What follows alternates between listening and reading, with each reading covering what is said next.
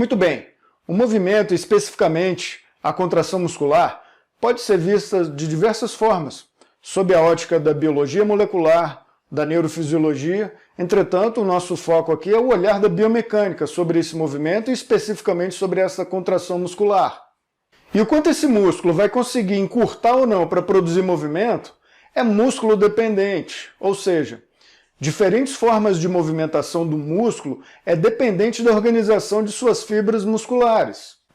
Entretanto, antes de falarmos especificamente de músculo, a gente precisa, antes de mais nada, colocar o nosso foco em cima do tendão. O tendão parece que é uma estrutura desprezada por muitos. Pouco ouve-se falar sobre o tendão. E é uma estrutura de extrema importância, onde a gente deve colocar a nossa lupa em cima do tendão, porque ele faz parte da unidade miotendínea. Nós só nos movimentamos porque nós temos também um tendão. E se eu perguntar para você agora o que é o tendão, muito provavelmente a sua resposta será que ele é um tecido fibroso e que conecta o músculo ao osso. Mas, mais do que isso, a gente precisa entender sobre as propriedades mecânicas desse tendão e o seu comportamento durante o treino de força. Richard Lieber é um dos grandes pesquisadores com muitas publicações em relação à unidade miotendínea. E essa referência que aparece aí agora para você é um livro dele chamado Funcionamento e Plasticidade da Estrutura Músculo-Esquelética. Vale a pena a leitura. E Richard Lieber separa o tendão em 5 partes diferentes, desde estruturas mais microscópicas até a estrutura macro do tendão. Na sua estrutura mais primária, mais microscópica, ele é um polipeptídeo de cadeia de colágeno.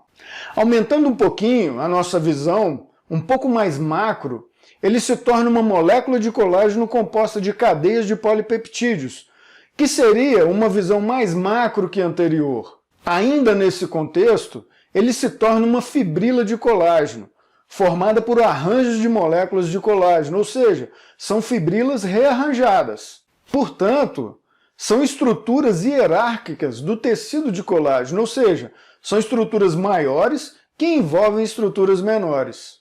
Então, essas estruturas proteicas de colágeno, elas se inserem nos ossos, e estes são puxados pela contração muscular, e por isso esse tendão ele se deforma. Exatamente, ele se deforma, ele não é uma estrutura completamente rígida. Ele se deforma ao longo de todo o movimento. Percebam aí no gráfico agora. Nesse estudo de Murray, foi investigado exatamente isso, o quanto este tendão se deforma. E ele se desloca à medida que a amplitude do movimento varia. Então, nós podemos dizer que é ângulo dependente. E há outro fator importante para esta deformação do tendão, que é qual músculo está sendo recrutado neste momento. Ao observar aí o bíceps braquial, por exemplo, a partir de um ângulo articular de aproximadamente 30 graus de flexão de cotovelo até 120 graus de extensão, o deslocamento do seu tendão foi de aproximadamente 6 centímetros, diferente do bráquio radial, que para a mesma amplitude de movimento, seu tendão se deslocou quase que 8 centímetros. Da mesma forma, analisando agora os extensores do cotovelo, com o cotovelo a 30 graus de flexão atingindo 120 graus de extensão, o tendão do tríceps braquial se deslocou mais do que 4 centímetros. Então é bem nítido aí que esse tendão ele se deforma, ele tem a capacidade de alterar seu tamanho durante a amplitude de movimento. Portanto, os tendões possuem propriedades mecânicas bastante específicas. E a primeira delas é chamada de strain, que é a deformação do comprimento do tendão relativo ao seu comprimento inicial. E um outro componente importante é o estresse, que é a força que este tendão absorve. E essa força é calculada em newtons, pela área de secção transversa, que é calculada em metros quadrados. Ou seja, é a força pela área, e provavelmente vocês já ouviram falar sobre isso, como compressão ou pressão. E um exemplo disso é a compressão patelofemoral. Outra propriedade importante desse tendão é a rigidez relativa, que é o estresse dividido pela deformação, e o resultado é um módulo de Young. Bom, vamos lá, está muito conceitual, né? Vamos pensar um pouco sobre essas propriedades mecânicas então desse tendão. Imagine que você tem aí um tendão com área de secção transversa 2 vezes maior se comparado a outro. esse tendão consegue absorver o dobro de força antes do seu rompimento, obviamente na mesma variação de comprimento. Entretanto, quando temos a força como uma constante e observa essa deformação, o músculo que tem 2 vezes maior comprimento, se comparado a outro músculo, esse tendão se deforma muito mais antes de uma ruptura. Tá, ok, mas o que isso significa na prática? Significa que um músculo encurtado, a probabilidade de rompimento desse tendão é maior, ou seja, ele se deforma menos e rompe com mais facilidade.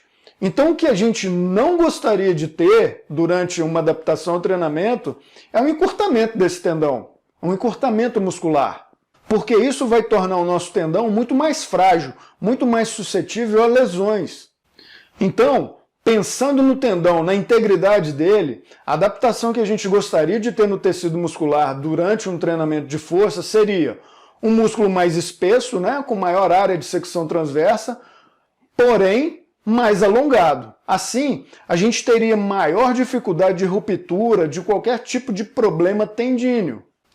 Então vamos pensar o seguinte, se nós temos movimento a partir da contração muscular e esse tecido contrátil se conecta ao tendão, que por sua vez ao osso, quem se deforma primeiro, o músculo ou o tendão? A resposta é a seguinte, quem se deforma primeiro é o músculo, pois ele é contrátil. Se você encurta esse músculo e ele tem pouca capacidade de deformar, quem sofre? Obviamente, o tendão. Mais carga mecânica vai ser descarregada nesse tendão. E isso é prejuízo para você. Então, um encurtamento muscular, dificilmente ele vai ser benéfico. A não ser que você já tenha aí um músculo que está fora do seu comprimento normal, a sua relação curva-comprimento-tensão alongada, e você precisa reposicionar esse músculo para a sua posição de origem, o que seria, teoricamente, o neutro dele. Aí sim. Relembrando aí desse gráfico no estudo de Murray, existe um deslocamento do tendão que é relativo ao ângulo articular. Com isso, alterações no comprimento do braço de força e a partir daí produzimos mais ou menos força dependendo do quanto esse tendão é deslocado. Um outro motivo para que o encurtamento não aconteça, porque se o encurtamento muscular acontecer, eu vou conseguir produzir menos força nesse músculo, porque esse tendão vai se deslocar menos e isso vai interferir diretamente no meu braço de momento.